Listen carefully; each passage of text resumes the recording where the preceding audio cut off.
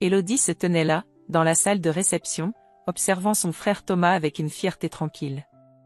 Son regard était doux, un sourire paisible flottant sur ses lèvres alors qu'elle voyait son frère, enfin prêt à entamer un nouveau chapitre de sa vie.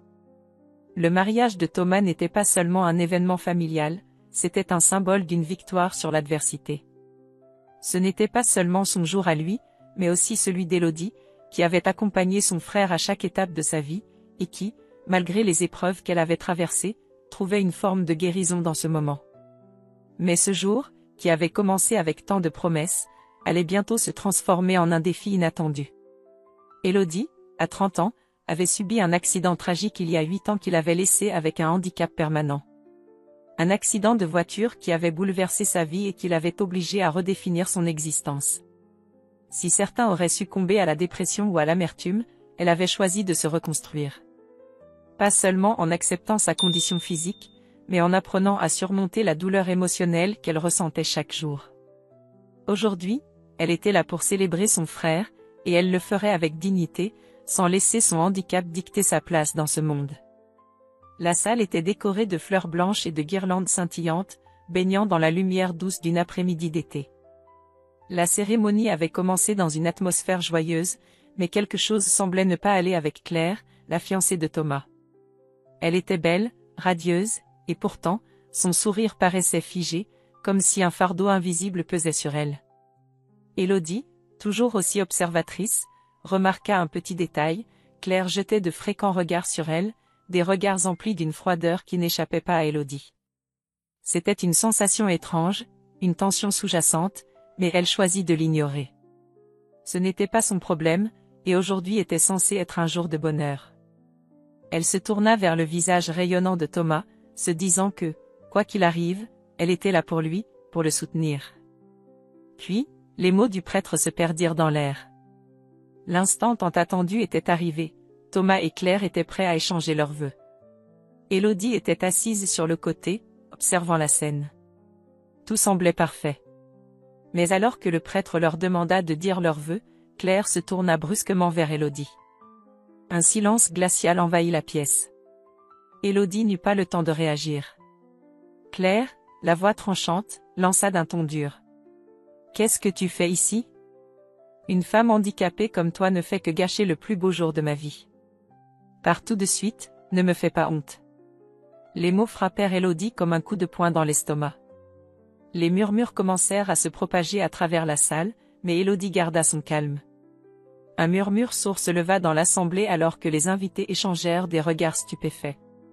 Claire avait franchi une limite qu'Élodie n'aurait jamais imaginée, mais elle n'était pas prête à se laisser réduire à l'humiliation.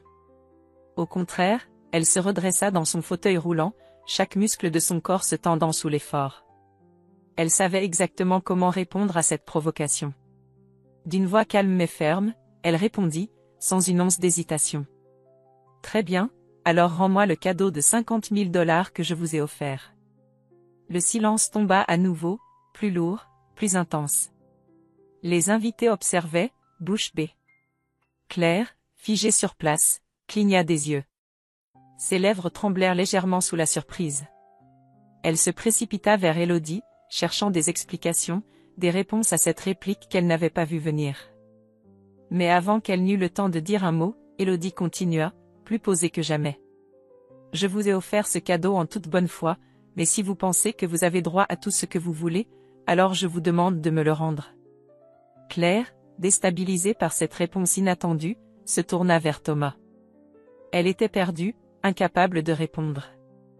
Elle ne pouvait pas comprendre ce qu'il venait de se passer. Elle n'avait jamais imaginé que quelqu'un pourrait réagir ainsi. Mais pour Élodie, cela n'était pas qu'une question d'argent. C'était une question de dignité, de respect. Elle ne permettrait pas qu'on la réduise à une simple victime, à un objet de moquerie. Les regards dans la salle étaient fixés sur elle, mais Élodie ne ressentait aucune honte. Claire, prise au piège dans ses propres mensonges, chercha désespérément à expliquer son comportement. Mais Élodie, d'un geste fluide, se tourna vers la sortie, prête à quitter ce moment qui n'avait plus aucune signification pour elle. Elle n'avait pas besoin de l'approbation de Claire, ni de celle de quiconque dans cette pièce. En quittant la salle, Élodie sentit une légère brise caresser son visage. Elle avait l'impression de se débarrasser d'un poids énorme. L'humiliation, la douleur, la colère, tout cela avait disparu. Elle n'avait plus de regrets. Elle avait choisi d'être forte. Mais ce geste, cette réplique calme et mesurée, ne serait pas sans conséquence. Ce n'était que le début d'une histoire bien plus complexe que ce qu'Élodie avait imaginé. Et au-delà des secrets qu'elle cachait, un mystère bien plus grand attendait d'être révélé.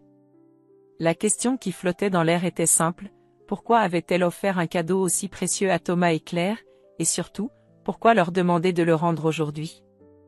La lumière douce du matin effleurait les fenêtres de l'appartement d'Élodie. Elle se tenait devant le miroir, ses yeux fixés sur son reflet. Les années s'étaient écoulées depuis l'accident, mais elle se souvenait encore de chaque détail.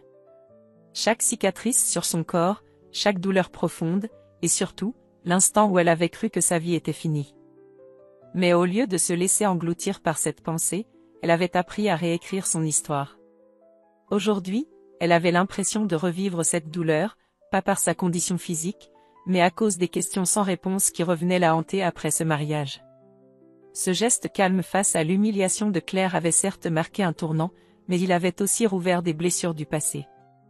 Élodie tourna le dos au miroir, se dirigeant vers le canapé où elle avait posé une vieille boîte en bois, en partie recouverte de poussière.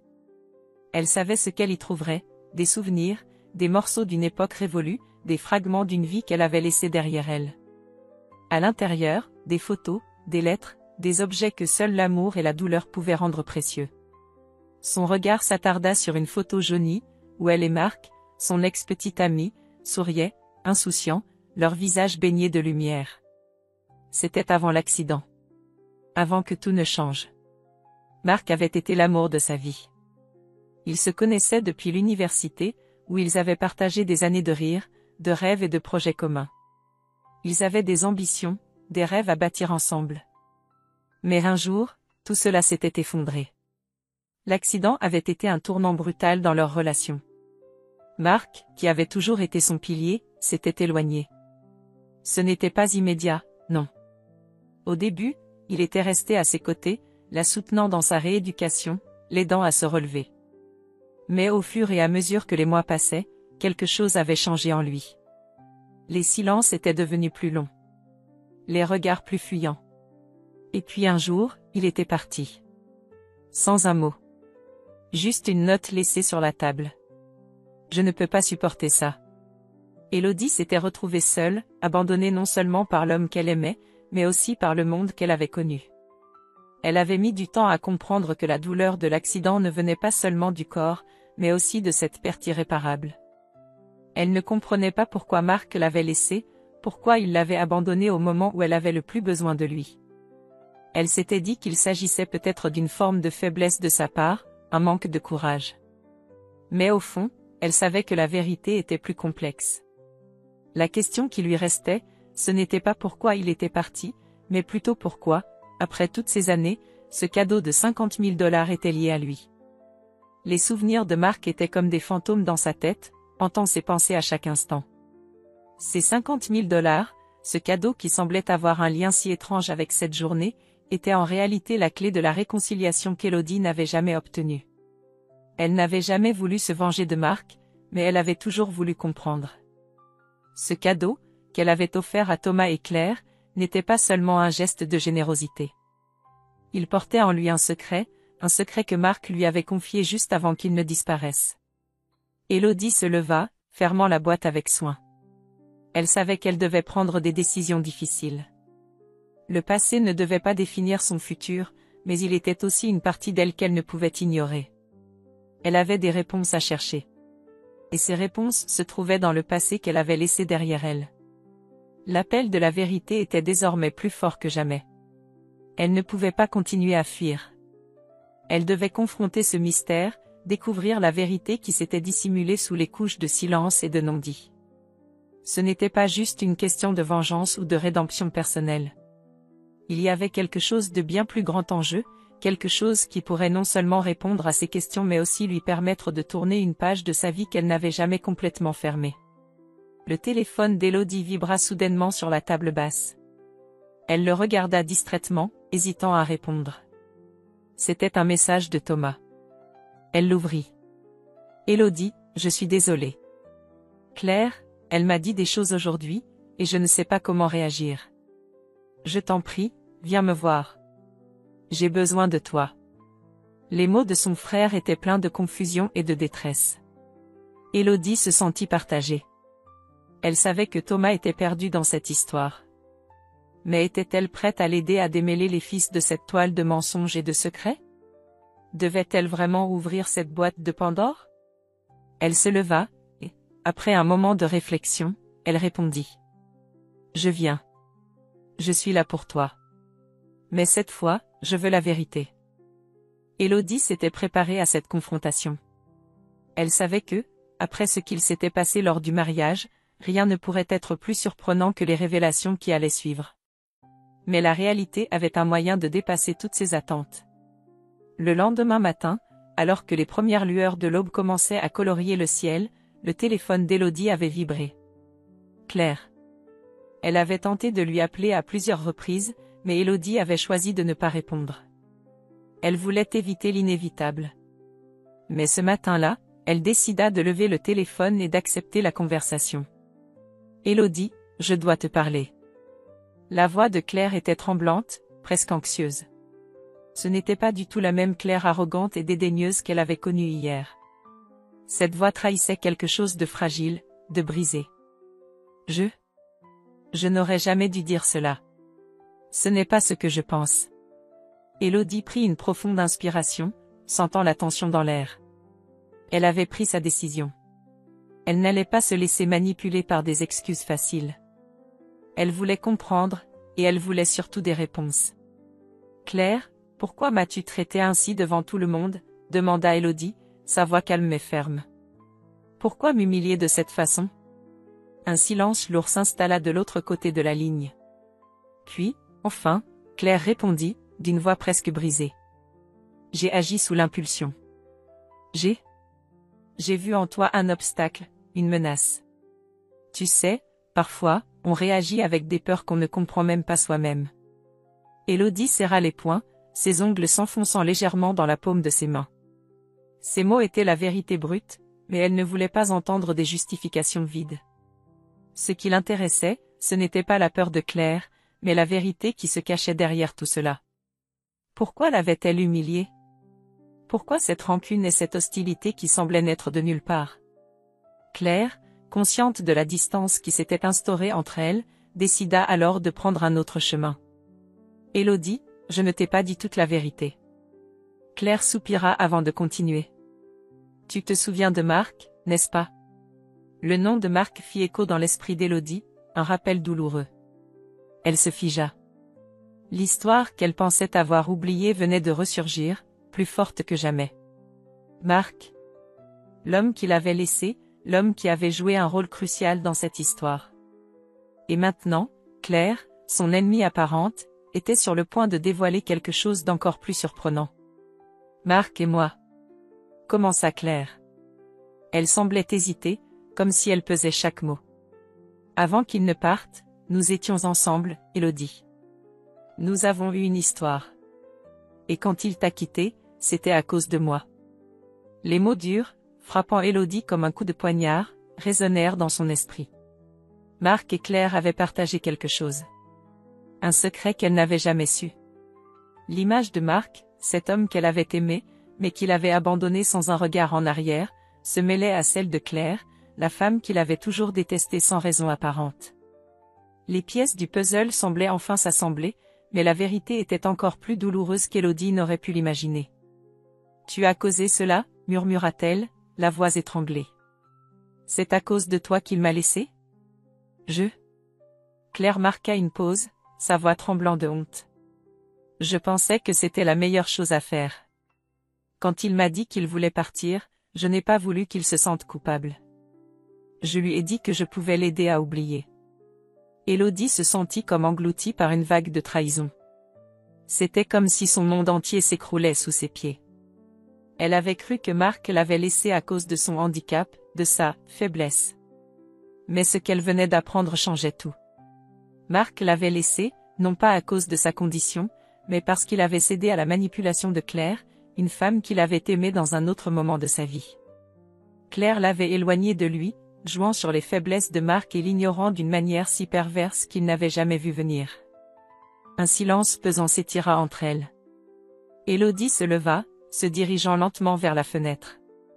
Le vent frais de l'automne soufflait dans les rues de la ville, mais elle ne sentait rien. Seul le poids de la vérité l'accablait.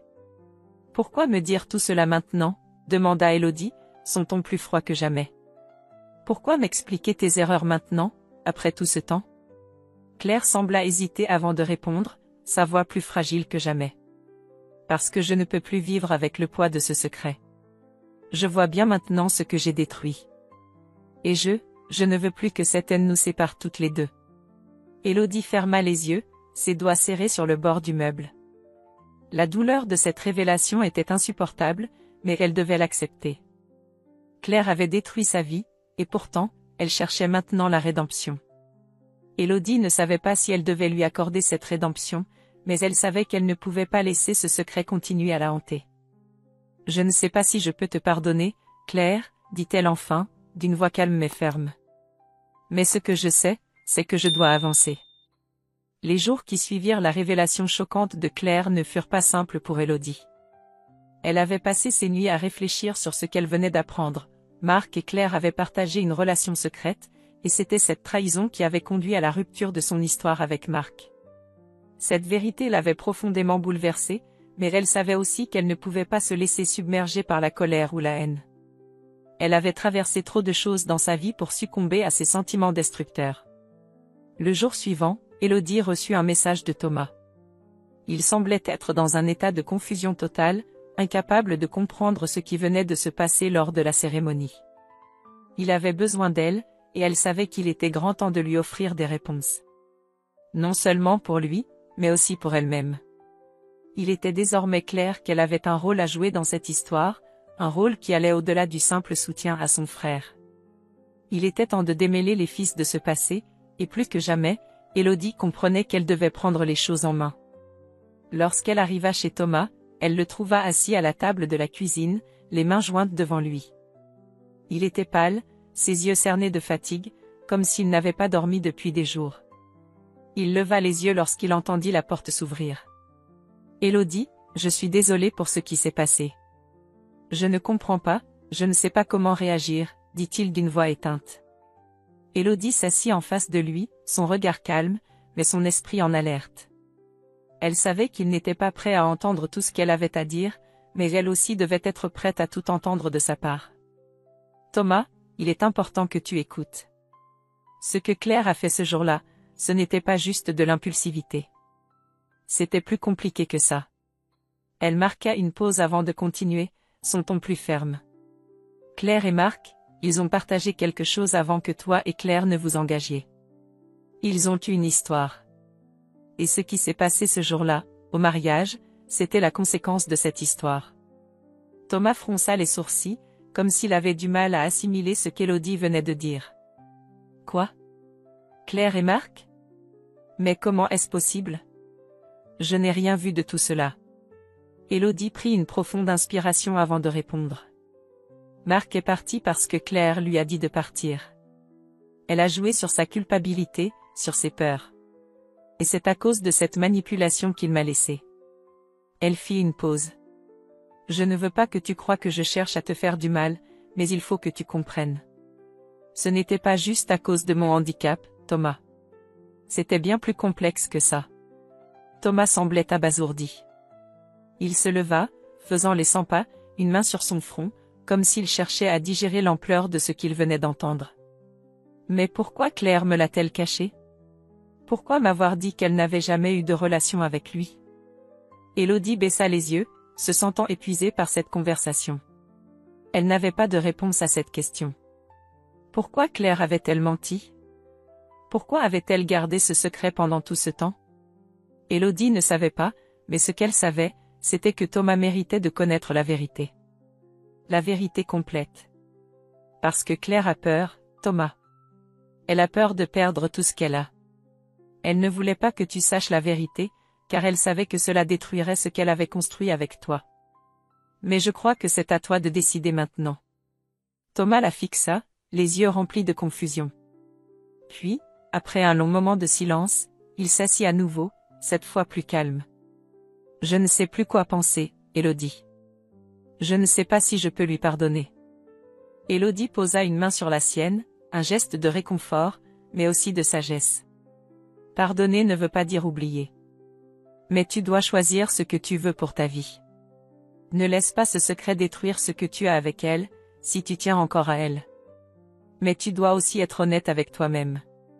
Thomas baissa la tête, son regard perdu dans le vide. Je vais y réfléchir. Mais ça me brise, Élodie. Ça me brise de savoir que tout ce que j'ai cru, tout ce que j'ai construit, pourrait être une illusion. Ce n'est pas une illusion, Thomas. Tu as construit quelque chose avec Claire, mais les fondations étaient peut-être fragiles. Et parfois, pour réparer, il faut reconstruire sur des bases plus solides. Élodie se leva. Tu as le droit de tout remettre en question, mais tu dois aussi savoir que la vérité, bien qu'elle soit douloureuse, te libérera. C'est à toi de choisir ce que tu veux. Thomas hocha la tête, et Élodie s'apprêta à partir. Mais avant qu'elle n'atteigne la porte, il la retint. Merci, Élodie. Je ne sais pas ce que j'aurais fait sans toi. Elle lui sourit faiblement. Tu as toujours su t'en sortir tout seul, Thomas. C'est à toi de décider maintenant. Et sur ces mots, elle quitta la pièce. Les jours qui suivirent l'affrontement avec Claire furent parmi les plus silencieux de la vie d'Élodie. Elle n'avait pas eu de nouvelles de son frère depuis leur dernière conversation, et l'incertitude planait comme un nuage sombre au-dessus d'elle. Chaque moment semblait suspendu dans l'attente d'une décision. Thomas était perdu dans ses pensées, sa relation avec Claire vacillait, et elle savait qu'il n'était pas prêt à faire face à tout ce qu'elle lui avait révélé. Mais, plus encore, elle se sentait elle-même à un tournant. Le poids des secrets, de la trahison, et de la vérité qu'elle avait découverte, pesait sur ses épaules, l'incitant à prendre une décision cruciale. Elle s'était réfugiée dans le travail, tentant de garder son esprit occupé. Mais la douleur était toujours là, un arrière-plan constant, une ombre silencieuse dans chaque recoin de sa vie. Les souvenirs de Marc, ceux de leur histoire, de leur rupture, de la douleur qu'elle avait ressentie, se mêlaient à la réalité de Claire, cette femme qui avait manipulé son monde et l'avait brisé. Élodie savait qu'elle devait mettre fin à ce cycle de tourments, mais elle n'était pas certaine de comment. Comment pouvait-elle avancer? Comment pouvait-elle se libérer de tout cela? Le matin où Thomas la contacta à nouveau, elle avait compris que l'heure de la vérité était venue. Élodie, je crois qu'il est temps de parler, lui écrivit-il. C'était court, presque détaché.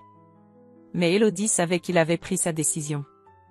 Elle n'hésita pas une seconde avant de répondre. Je viens.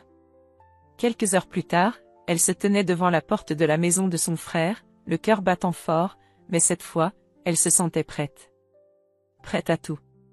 Elle savait que ce moment serait décisif, non seulement pour elle, mais aussi pour son frère. Ce n'était plus simplement une question de pardonner ou de comprendre, mais de prendre les rênes de sa vie. De reconstruire tout ce qui avait été brisé, et d'en sortir plus forte. Thomas l'accueillit à la porte avec une expression plus calme que celle qu'il avait eue lors de leur dernière rencontre. Il semblait plus posé, comme si, à travers l'épreuve, il avait trouvé un peu de clarté. Il la fit entrer sans un mot, et ils se dirigèrent vers le salon, où l'atmosphère était encore lourde de non-dits. Ils s'assirent face à face, et pendant quelques instants, aucun des deux n'osa rompre le silence. Puis, enfin, Thomas prit la parole. Élodie, j'ai réfléchi à ce que tu m'as dit. Je crois que j'ai vécu dans l'illusion. J'étais tellement en quête d'une relation parfaite, d'une vie que je croyais être celle que j'avais toujours voulu, que j'ai ignoré les signes. J'ai ignoré la vérité, en particulier celle concernant Claire. Élodie le regarda, un mélange de compréhension et de tristesse dans ses yeux. Thomas, il n'y a pas de perfection. Et cette illusion, c'est ce qui a façonné ta relation avec Claire. Peut-être que tu avais besoin de croire en quelque chose de stable, de simple, mais la vérité, aussi difficile soit-elle, est ce qui te libérera. Thomas baissa la tête, ses mains jointes devant lui. Il semblait épuisé, non seulement physiquement, mais aussi mentalement. Je sais maintenant que je dois tout remettre en question. Mais je suis perdu, Élodie. Je ne sais pas si je peux pardonner à Claire. Élodie se leva lentement, ses jambes légèrement tremblantes. Elle s'approcha de son frère, et, d'une voix douce mais ferme, dit « Le pardon n'est pas pour elle, Thomas. C'est pour toi. Parce que tu mérites de vivre sans ce poids. Et tu mérites de choisir ce qui est bon pour toi. » Elle le regarda un instant, puis tourna les yeux vers la fenêtre. Le soleil brillait, réchauffant l'espace, et Élodie se sentit, pour la première fois depuis longtemps, pleine de lumière. L'air était plus léger, les pensées moins sombres. Elle avait trouvé la paix intérieure, non pas en raison des événements extérieurs, mais en raison de la force qu'elle avait développée en elle-même. Puis, Thomas la regarda, son regard plein de gratitude. « Tu as raison. Tu as toujours raison. C'est à moi de décider ce que je veux vraiment. Je crois que je dois prendre du temps pour moi-même. » Elle hocha la tête, satisfaite, mais pas complètement. « Prends le temps qu'il te faut. Mais n'oublie pas que la vie est plus qu'une série de décisions influencées par les autres. Ce n'est pas ce que les gens attendent de toi qui compte, mais ce que toi, tu choisis de devenir. » Un silence régnait dans la pièce, lourd de signification, mais aussi apaisant. Élodie se tourna vers la porte, prête à partir. Mais avant qu'elle ne franchisse le seuil, Thomas la retint une dernière fois. « Élodie, merci. » Sa voix était plus calme, plus sûre. « Je n'aurais pas pu faire face à tout cela sans toi. Tu as été ma force dans un moment où j'étais si fragile. » Elle sourit doucement, un sourire rempli de compréhension et de compassion. « Tu as toujours eu cette force en toi, Thomas. Tu n'en avais simplement pas conscience. Mais maintenant, tu sais ce que tu veux. » Élodie sortit, le cœur plus léger que jamais. Elle n'avait pas seulement réparé les liens avec son frère, elle avait aussi réparé quelque chose en elle-même. Et même si l'avenir restait incertain, elle savait que ce qu'elle avait appris, ce qu'elle avait vécu, allait la guider. Elle était prête à tout affronter, prête à reconstruire sa vie, à sa manière. Les jours s'écoulaient lentement, mais Élodie sentait que le vent du changement soufflait enfin dans sa direction. Après des mois de doute, de souffrance et de secrets, elle avait trouvé la paix, pas dans l'attente d'une réconciliation parfaite, mais dans la réappropriation de sa propre histoire. Ce voyage, cette quête de vérité, de pardon et de reconstruction, l'avait menée à un point de non-retour où elle savait que l'avenir ne dépendait que d'elle. Elle n'avait plus besoin d'être validée par les autres, elle n'avait plus besoin de chercher des réponses extérieures pour se sentir complète. Ce matin-là, alors que le soleil se levait à peine et qu'une brise douce soufflait à travers la fenêtre de son appartement, Élodie se tenait debout devant le miroir. Elle se regarda, non pas avec des yeux pleins de doute, mais avec une confiance nouvelle, une résilience forgée dans les épreuves. Les cicatrices étaient encore là, visibles, mais elles ne symbolisaient plus la douleur.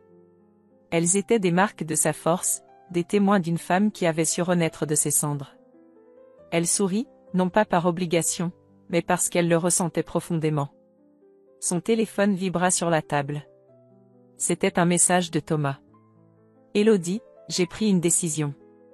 Claire et moi avons parlé, et je crois que je sais ce que je dois faire. Je t'en prie, viens me voir. » Un léger frisson parcourut son corps. Cela faisait des jours qu'elle attendait cette conversation, mais une petite voix en elle lui disait qu'il ne s'agissait pas simplement d'une décision concernant son frère et Claire. Non, cette fois-ci, c'était une décision qui marquerait la fin d'un cycle. C'était à elle de choisir si elle voulait ouvrir une nouvelle page, non seulement pour sa famille, mais aussi pour elle-même. Elle se leva, enfilant une veste légère, et se dirigea vers la porte. Le soleil était maintenant pleinement levé, baignant la ville d'une lumière éclatante. Élodie savait que ce jour serait différent. Elle n'avait plus peur des confrontations, elle n'avait plus peur des vérités difficiles. Ce qui l'attendait n'était plus une revanche, mais un choix de paix. Elle s'engagea dans la rue, chaque pas l'éloignant davantage de son passé, l'amenant vers un futur qu'elle avait enfin le pouvoir de créer. Lorsqu'elle arriva chez Thomas, il l'attendait, assis sur le canapé, l'air grave mais serein. Son regard n'était plus perdu, il avait une lumière nouvelle, une clarté qu'Élodie n'avait pas vue depuis longtemps. Il se leva lorsqu'elle entra, et sans un mot, il la prit dans ses bras. Il n'y avait pas de tristesse dans ce geste, seulement une reconnaissance silencieuse de tout ce qu'ils avaient traversé. « Élodie » commença Thomas, sa voix pleine de sincérité. Je suis désolée de t'avoir mise dans cette situation. Je me rends compte que je t'ai laissé porter un fardeau qui ne t'appartenait pas. Mais aujourd'hui, je veux que tu saches que j'ai pris une décision. Élodie attendait, le cœur battant, mais une part d'elle savait déjà ce qu'il allait dire. C'était inévitable. Ils avaient tous les deux traversé ce chemin, et maintenant, il était temps pour lui de se libérer de ses propres chaînes. Claire et moi, nous avons décidé de prendre des chemins séparés, Élodie. Il s'arrêta un instant, comme si les mots lui coûtaient. Elle m'a dit la vérité. Elle m'a expliqué ce qui s'était passé avec Marc. Et je comprends maintenant que tout cela ne pouvait pas continuer. Je crois que je dois faire face à moi-même d'abord, avant de pouvoir donner quoi que ce soit à quelqu'un d'autre. Le silence envahit la pièce. Élodie le regarda, touchée par sa franchise. Ce n'était pas une décision facile pour lui, mais c'était la bonne. Un lourd fardeau venait de se lever, et l'air semblait plus léger tout à coup. Thomas, je suis fière de toi. Elle posa doucement une main sur son épaule. Ce n'est pas facile de se confronter à ses peurs, de reconnaître ses erreurs, mais tu as fait ce qu'il fallait. Pour toi. Et pour Claire. Thomas lui sourit faiblement, les yeux brillants de gratitude. Et toi, Élodie, demanda-t-il doucement. Comment vas-tu? Comment te sens-tu? La question la fit réfléchir un instant. Elle prit une profonde inspiration, fermant les yeux un moment. Quand elle les ouvrit à nouveau, elle répondit avec une calme détermination. Je me sens libérée. Elle sourit à son frère, une lumière douce dans les yeux. Je me sens prête à aller de l'avant. À construire quelque chose de nouveau, de plus fort. Parce que maintenant, je sais que ce qui importe, c'est ce que je choisis de devenir. Thomas la regarda, un peu étonné par la force de sa réponse. Et Marc, demanda-t-il, hésitant. Que vas-tu faire avec lui? Élodie hésita un moment. Marc avait été une grande partie de son passé, mais elle savait maintenant que ce n'était pas lui qui déciderait de son futur. Elle se tourna vers son frère, un sourire serein sur le visage. Je vais lui laisser une place, mais pas au centre de ma vie. Je vais choisir ce qui me rend heureuse. Je vais m'aimer, Thomas. C'est tout ce qui compte. Le silence qui suivit n'était pas lourd, mais apaisé, comme si tout était enfin en ordre. Il n'y avait plus de colère, ni de confusion. Il n'y avait que l'acceptation de ce qui avait été et la promesse de ce qui allait venir. Élodie se leva, prête à repartir, mais avant de franchir la porte, elle se tourna une dernière fois vers Thomas. Je vais bien, Thomas. Et je sais que toi aussi.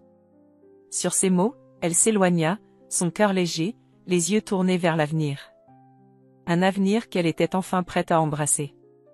Le passé était derrière elle, et maintenant, chaque jour était une nouvelle occasion de se réinventer.